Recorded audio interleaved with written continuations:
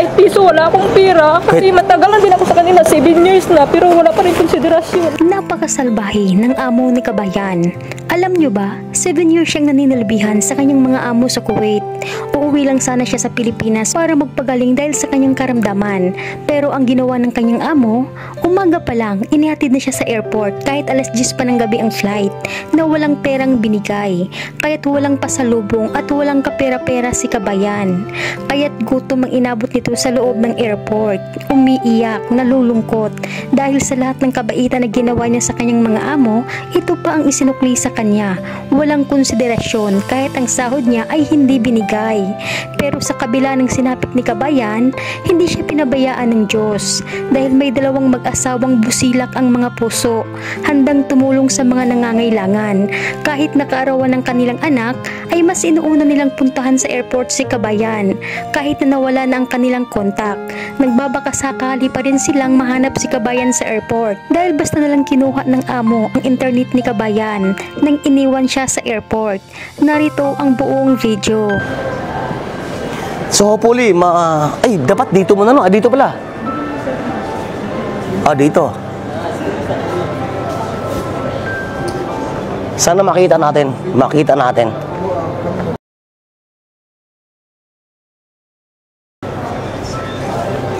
Kasi talagang gutom na siya.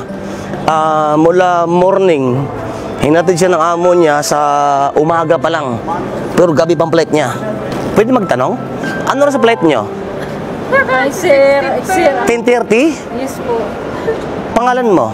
Leonica po. Leonica. Ako po ang nag-message sa inyo sa Napakabuti talaga ng Diyos mga kababayan. Biruin nyo, wala na silang kontak sa isa't isa ni Sir. Tapos ang laki ng airport. Pero gumawa talaga ng paraan ang Panginoon para mag-cross ang landas nila Kabayan at ni Sir. Talagang gumawa ng paraan ang Panginoon para matulungan si Kabayan. Ano pangalan mo? Leonica po. Sa Facebook po, Stoneheart. Stoneheart! Ako po ang Uy! message po kasi. Patingin na sa message mo. Kasi wala po ako internet kasi. Uy! Actually talaga.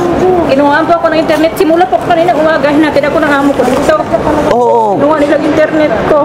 Kumusta ka naman? Kanina Naiyak si ma'am guys. Dito ka. Naiyak si ma'am. Ihag kita dali na. Salamat po, sir. Ihag kita, ugoy. Alam mo, ang bait talaga ng Panginoon kasi ito yung message niya, ito. Yan nga. Ang dami na namin reply, te. Wala kasi ako, sir. Kaya ngayon na. Kasi po, nagkasakit kasi ako. Tapos nagpaalam sa kanila, nauwi muna ako. Tapos yung sahod ko hindi nila binigay isang buwan. Tapos kinuha na ako ticket. Inatid ako kaninang umaga. Pero yung flight ko pala, 10:30 pa pala ng gabi.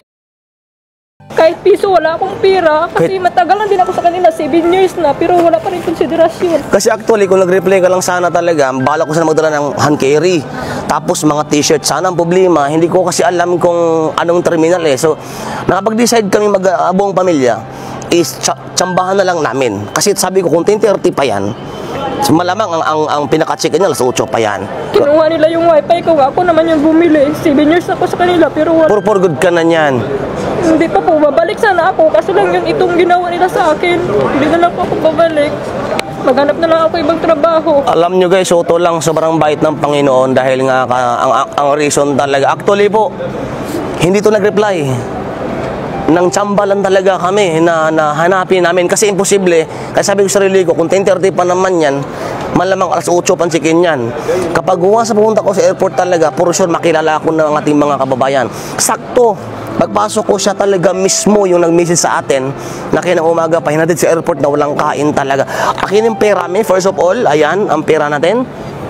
Narinig po ako Uy, relax ka lang ha. Na kasi ako nagpabalik. Magkano to? Ito. Ngayon, meron tayong 5,000 dito. Ayan, 1, 2, 3. Basta 5,000 yan, ikaw na bahala niyan ha. Sir, ha? Ayan, at least meron kang pang gastos-gastos. Okay po. At saka makuha pa po ako ng ticket papuntang Bacolod kasi kinuha nila ng ticket papunta hanggang Manila lang po. Kaya lumapit din ako sa UWA pagdating ko sa Manila. Kasi ticket papuntang province. Sabayan mo kami kumain. Ano rin chicken mo? Saan mo gusto mong kumain? Saan po? Tara, halika rito. Alam mo ko, wala tayong restaurant dito, no? Meron nata sa taas. Kaso dito sa labas. Sa taas. Dito kayo sa ano. Sarado. Dito sa ano po. Yung mga Ah, dito tayo. Matam. Tahad? نايف اي شيء Tahad. ايه شوف Okay. Halika, kain tayo. Tara. Huwag ka na malungkot, ha? Huwag ka na malungkot. Kasi, nakita ka doon sa picture. actually talaga, ngayong araw talagang birthday ng anak ko. Ngayon, lalabas sana kami, tapos nabasa ni Mrs. naman yung messages mo. So guys, binilante si ma'am. Kasi nabanggit sa akin, meron siyang 3 anak. O yan, bilhin natin 2. Pampasulubong sa anak niya. Tapos kumain ka ng marami ngayon, ha? Tingin ko naip tayo, naip. Halika dito.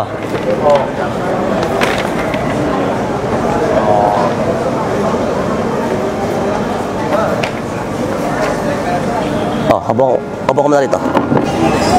So yun guys, habang kumakain kami dito, sabay-sabay kaming kumain. Naka-live ako ngayon. Ngayon na pag-usapan namin, wala pa palang ticket to mula Manila to Bacolod. Bacolod, no? Ngayon, naka-live ako ngayon, meron tayong almost 700 viewers. So, sinubukan ko lang naman. Nilagay ko yung Gcash sa comment section. Umabot kami ng 4,000. Pa-double check lang ka. 4,000 po. At least wala na siyang problemahin doon sa ticket na ipambili niya. Na po. 4,500. Wow. Kasi, actually, nagbigay tayo ng 5,000. Pero, syempre, imbis ipambili ng ticket yon, mas humanap ako ng iba pang mga pamaraan para yung 5,000 na binigay ko is gawin niyang pocket money. Ngayon, yung ticket na pinuproblema namin habang nag-uusap kami, naka-live ako. The good thing naman, sobrang dami ng ating mga kababayan ngayon na naka-live ako ngayon na nag-send po ng Gcash. Magkano na lang sa Gcash natin? Magkano ng Gcash natin ngayon? Okay, tingnan natin. 4,500, okay. Okay ka na, hindi ka na nanginginig, ha? Okay na, sigurado? Okay. Kasi guys, talagang sobrang gutom niya, talagang nanginginig siya eh. Sa sobrang gutom, talagang nanginginig, no? Dahil nga, ang huling kain niya pala kagabi pa.